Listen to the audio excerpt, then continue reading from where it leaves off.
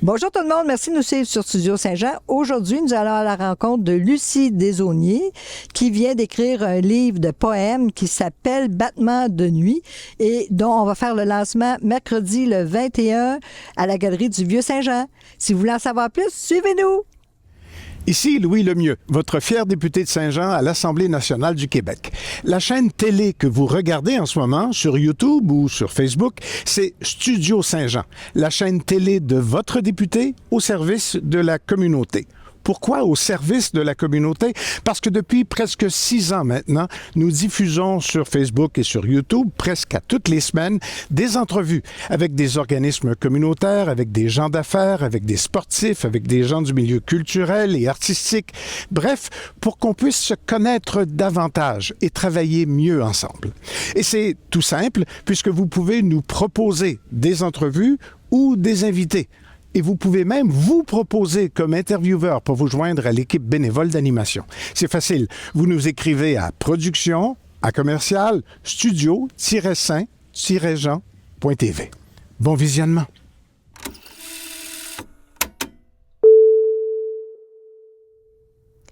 Bonjour Lucie Desaulniers, auteure. Bonjour Lucie. C'est le lancement, tu dois te sentir un petit peu anxieuse là, avec le lancement de ton livre, de ton nouveau livre. C'est bien le mot, oui. Anxieuse et surtout fébrile, contente aussi parce que c'est un projet que ça fait longtemps là, que j'avais en tête, que j'avais à cœur de faire, de réaliser, mais c'est sûr qu'on s'inquiète toujours de la réception, de l'accueil quand on écrit un livre, là, peu importe. Mais ça, c'est de la poésie, fait que c'est encore plus intime. Fait que c'est un petit peu comment ça va être reçu, je ne sais pas. Mais je suis contente des poèmes qui sont... qu'il y a eu un aboutissement aussi. Combien de temps de travail? Ah, ça, je dirais, ça fait longtemps que j'y pensais, mais en termes de temps, je dirais peut-être 1 an et demi que j'ai joué avec, parce que c'était pas à temps plein nécessairement, puis ça vient pas quand tu te lèves le matin, puis tu prends ton crayon, puis tu dis, bon, aujourd'hui, j'écris un poème. C'est pas tout à fait comme ça là, que ça se passe. C'est pas la même discipline que celle d'écrire un roman. Donc, avant que je décide que ces poèmes-là, surtout ceux que j'avais travaillés, tout ça avait comme une unité, puis valait le coup, ça a pris 1 an et demi, 2 ans. Oh! Qu'est-ce que c'est la trame à l'intérieur qui unit les poèmes un à l'autre? En fait, Battements de nuit, ça se décline en 4 tableaux. Ces tableaux, c'est les 4 phases du sommeil. Donc, il y a 4 parties et chacune est introduite par une photo, une composition photographique de Daniel Murphy qui a participé au travail, dont la page couverture là, qu'on voit. La belle couverture. Puis ça, cette photo-là, elle est coupée pour les besoins de la couverture, là, elle est plus détaillée que ça dans la réalité. Donc, chaque phase du sommeil est illustrée par une composition photographique, puis est nommée. Fait que c'est, par exemple, la première partie, c'est l'impression de tomber. Comme quand on se couche pour s'endormir, avant de vraiment s'endormir, on a cette impression-là qu'on va tomber. Donc, la première partie, c'est l'impression de tomber.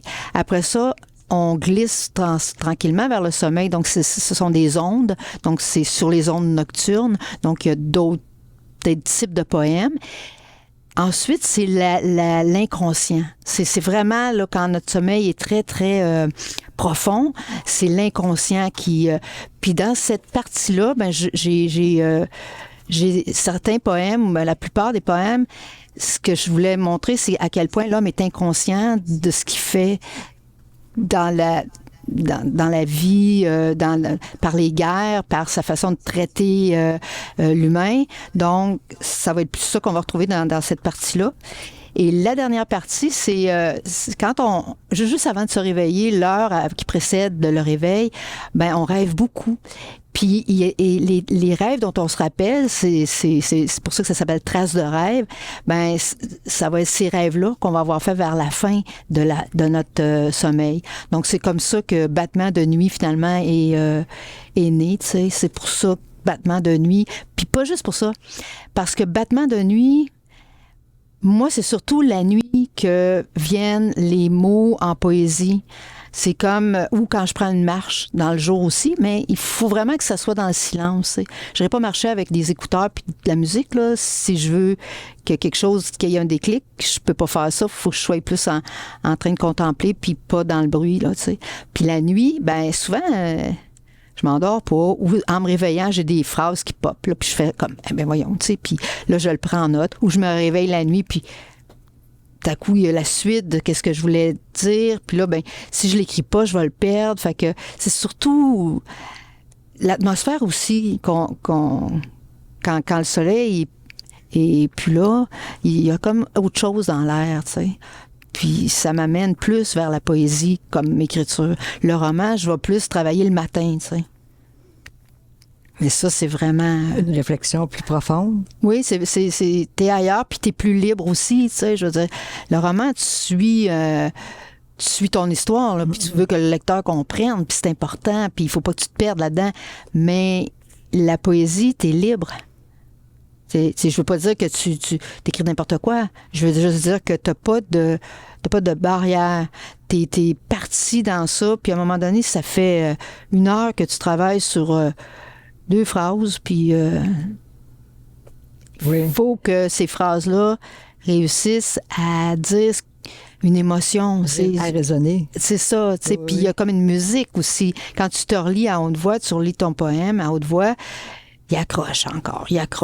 Tu sais pas trop pourquoi, mais à un moment donné, il y a quelque chose qui déclic, puis le lendemain, ou quand tu le reprends. Fait que c'est pour ça que c'est difficile. Quand je dis que ça a pris à peu près 2 ans, c'est que quand tu te relis, tu es toujours porté à changer des choses. Il faut faire attention parce que tu vas le dénaturer, ton poème, si tu fais ça.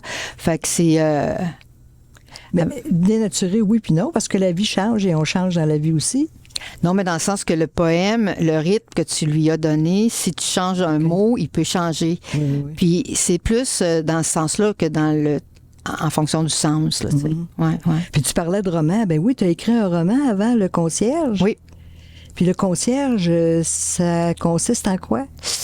Ben, Le Concierge, c'est vraiment l'aboutissement, ça aussi. Mais en fait, ça a été écrit suite à un événement que j'ai vécu quand j'étais à la direction d'une école. Puis ça a pris... en fait, moi j'aime écrire, j'ai jamais arrêté d'écrire, mais de là à écrire un roman, quand tu travailles à temps plein, puis tu es envahi par tous les problèmes de la société, puis de ton école, ben tu peux pas même écrire, t'as pas de temps. T'sais. Souvent c'était l'été, j'écrivais des petites choses, je commençais des histoires, puis je les terminais pas parce que fallait que je recommence à travailler. Tu as toujours écrit quoi?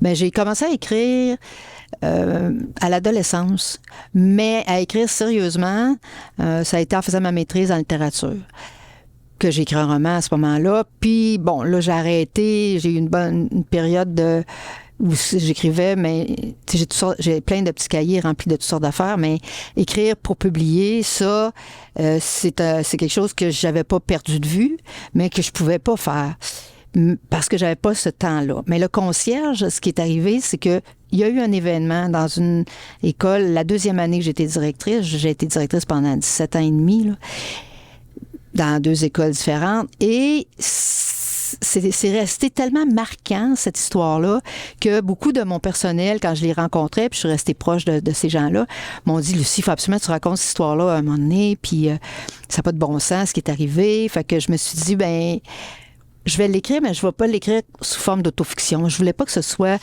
mon histoire. Je voulais que ce soit l'histoire de ces gens-là. Puis comment lui, il était...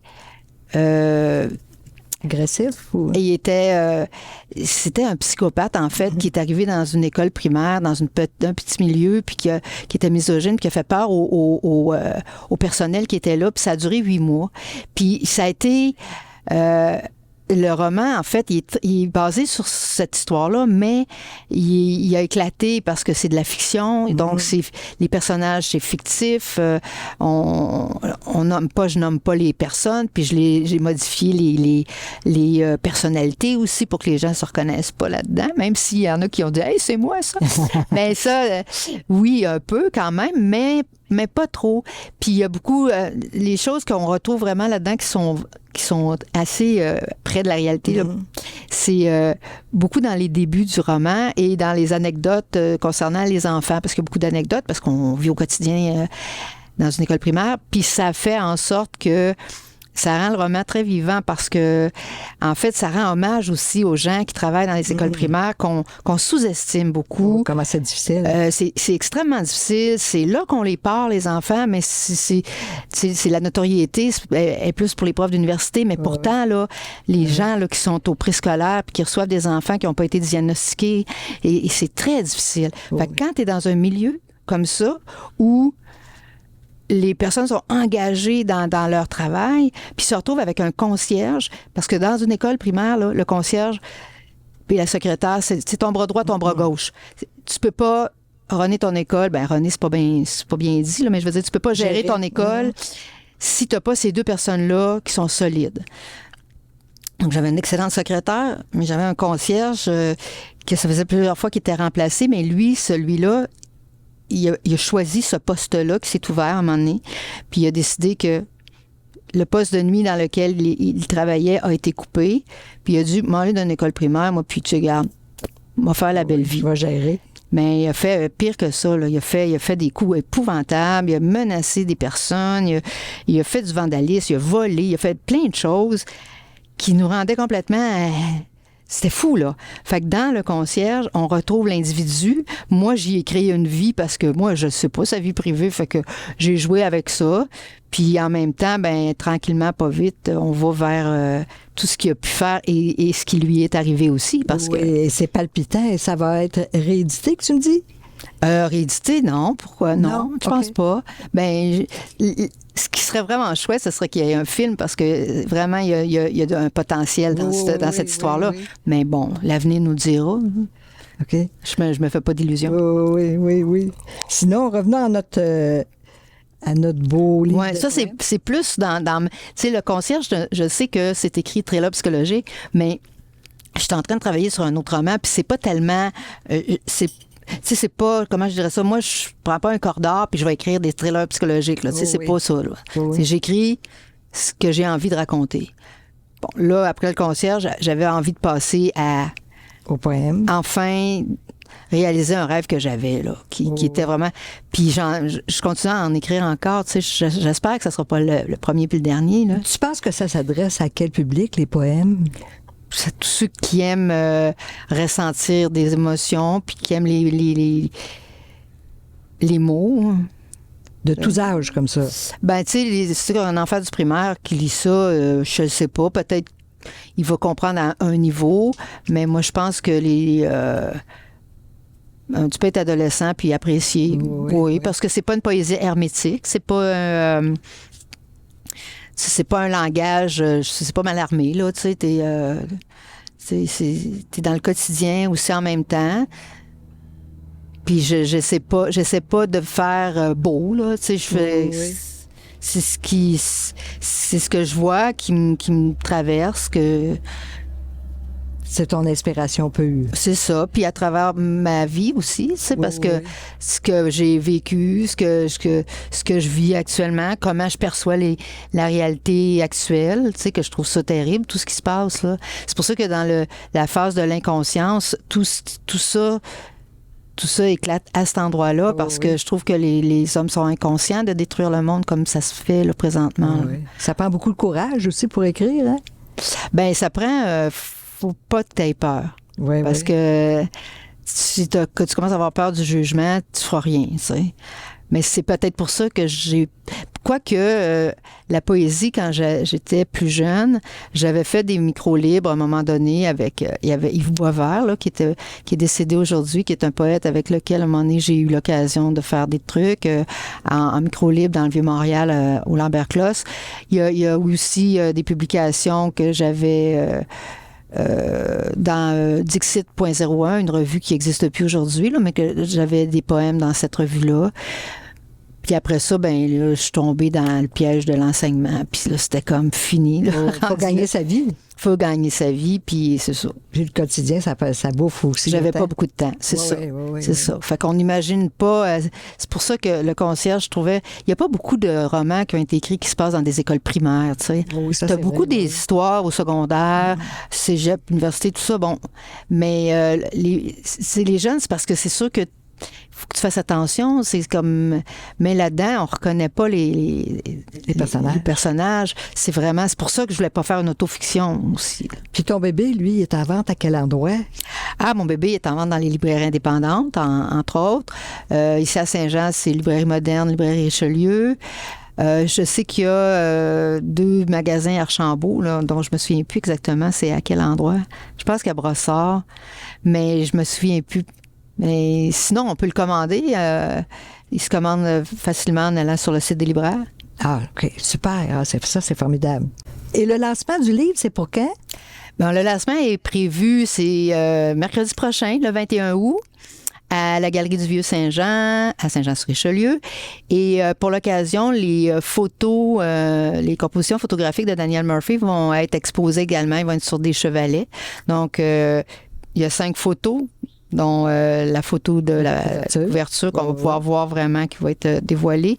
Alors, ça va être un bel événement. Je pense qu'on va avoir beaucoup de monde, puis ça va être agréable. C'est un 5 à 7, je crois? Oui, c'est ça. C'est sous forme de 5 à 7. Oui. Puis tu vas signer les livres? Ah, je vais dédicacer les exemplaires qui vont être vendus cette journée. Oui. As-tu d'autres choses à ajouter? Ben, merci de me permettre l'opportunité de faire cette entrevue-là. Je trouve ça chouette. Ben, merci de venir à l'entrevue. Puis j'espère que les gens vont aimer. Je peux en lire un bout. Hein? Oui. Je pourrais, juste pour montrer que c'est pas une poésie hermétique, là. Quand je parlais Quand je parlais de la phase là, de l'inconscience, là, il y en a un, c'est un petit poème tout petit. Il y en a des plus courts, il y en a des plus longs. Celui-là, c'est « Attaché au nombril de leur forteresse, 2 hommes jouent à savoir lequel détruira le monde avant l'aube. » Tu sais, c'est accessible à tout le monde. Oui. Lire ça, c'est pas... tu sais... Ou, mettons, si j'ai... ça, c'était dans la phase l'impression de tomber, donc avant de tomber dans le sommeil. Parfois, le désespoir fait tellement de vacarme que j'éteins les images, soulagée d'être en vie. Dans un recueillement coupable, l'illusion d'un avenir pavé d'or bleu, de vaccins et de forêts boréales, le déni peut être contagieux avant les 12 coups de minuit. C'est donc, il n'y a rien d'hermétique là-dedans. C'est juste comme... la parole qui se laisse prendre dans l'émotion, puis c'est ça. Bien, merci beaucoup. Bien, merci à toi. Merci, Lucie. Surtout, procurez-vous le livre « Battement de nuit » qui est en vente dès maintenant. Ici Lucie Crevier pour Studio Saint-Jean. À la prochaine!